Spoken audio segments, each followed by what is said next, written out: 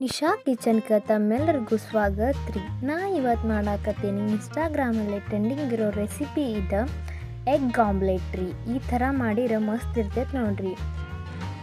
ಇಲ್ಲಿ ನಾ 2 ಎಗ್ ತೊಗೊಂಡೇನಿ. ಅದಕ್ಕೆ ರುಚಿಗೆ ತಕ್ಕಷ್ಟು ಉಪ್ಪು ಹಾಕ್ಕೊಂಡು ಮಿಕ್ಸ್ ಮಾಡ್ಕೋಬೇಕು.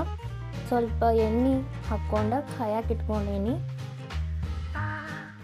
ಗೊಜ್ಜಿದ ತತ್ತಿಯನ್ನು ಹಾಕ್ಬೇಕು. ಅದ್ರೊಳಗೆ ಹಾಕಿ ಸ್ವಲ್ಪ ರೆಡ್ಡಿಶ್ ಬರುವಂಗೆ ಈ ಥರ ಮಾಡ್ಬೇಕು.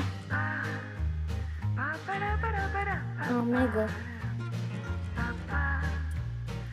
ಎಗ್ಗನ್ನು ಹಾಕ್ಕೊಂಡಿದ್ದಲ್ಲ ಉಪ್ಪು ಹಾಕಿ ಅದನ್ನು ಹಾಕ್ಕೊಂಡು ಒಂದು ಸ್ವಲ್ಪ ಸಣ್ಣಗೆ ಕಟ್ ಮಾಡ್ಕೊಂಡಿದ್ದು ಉಳ್ಳಾಗಡ್ಡಿ, ಮೆಣಸಿನ್ಕಾಯಿ, ಕೊತ್ತಂಬರಿ, ಖಾರ ಹಾಕ್ಕೋಬೇಕು.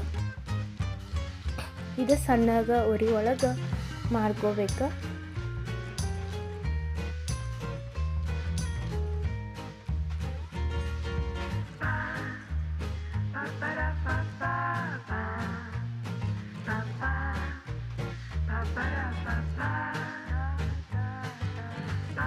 ಇಷ್ಟು ಮಾಡ್ಕೊಂಡ್ಬಿಟ್ರೆ ನಮ್ಮ ರೆಸಿಪಿ ತಯಾರಾತ್ರಿ.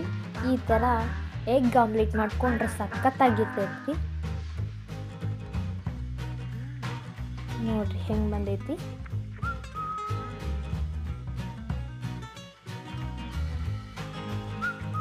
ನಾರ್ಮಲ್ ಆಗಿ ಆಮ್ಲೆಟ್ ಮಾಡೋಕ್ಕಿಂತ ಇದು ಸಖತ್ತಾಗಿರ್ತೈತಿ ನೋಡ್ರಿ. ನೀವು ಮಾಡ್ಕೋರಿ. ಹೆಂಗಿತ್ತಂತ ಕಮೆಂಟ್ ಮಾಡಿರಿ. ಹಂಗೆ ಲೈಕ್ ಸಬ್ಸ್ಕ್ರೈಬ್ ಮಾಡೋದು ಮರಿಬೇಡ್ರಿ. ಮತ್ತು